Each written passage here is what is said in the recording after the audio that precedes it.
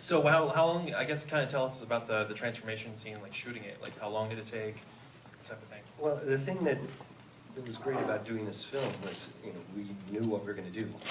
John had it all planned out, and it was very clever. And we did a storyboard for the whole sequence, and we said, I said to John, well, if we glue hair on David, short hair when it begins, and then we have to glue longer hair and longer hair. I said, that would be, we'd have to glue the hair on, take it off, glue the other hair on, take it off. So let's do, for example, on board 10 is when the hair started to grow, and on board 14, it was really long. So I said, let's do board 14 first, then I'll trim the hair back, and then we'll shoot board 13, and then I'll trim the hair more, and then we'll shoot, whatever.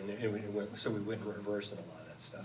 And the funny thing is, so much of the transformation actually takes place in cuts. You cut to these different angles, and it's a different, we made these things called change-o, we call them change-o hands or change-o head, the little prop hands that change. But, so, David holds up his hand, and you see his point of view, and it starts to change, and then you cut to the other side, and it's a different hand, and then you cut back, and he's got an appliance on his hand, it's not the change-o hand anymore. And it was just clever cutting and clever filmmaking. But John is the one who really deserves the credit for this film. He conceived of it and planned it, and the Piccadilly Circus stuff. I don't know if any of you guys have seen Beware the Moon, that documentary on the American Werewolf, which I think was great.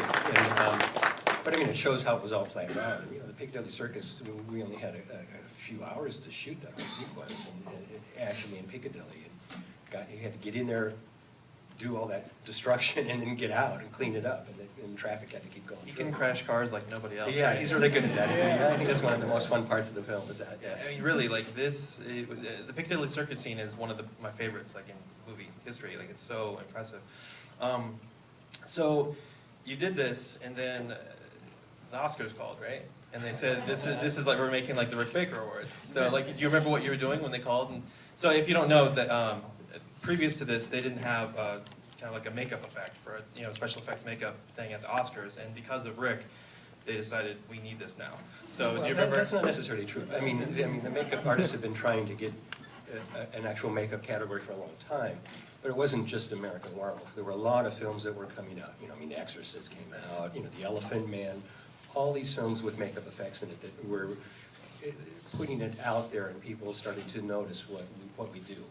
So it wasn't just American Werewolf, and frankly, I couldn't believe it. I figured there's no way in hell they would give a monster movie, an R-rated monster movie, an Oscar, and with all the gore and all that other stuff, and I was just like, blown away that they started the category and that I was nominated, but there's no way that I was going to win.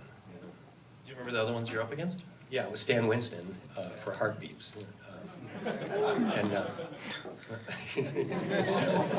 Heartbeats fan.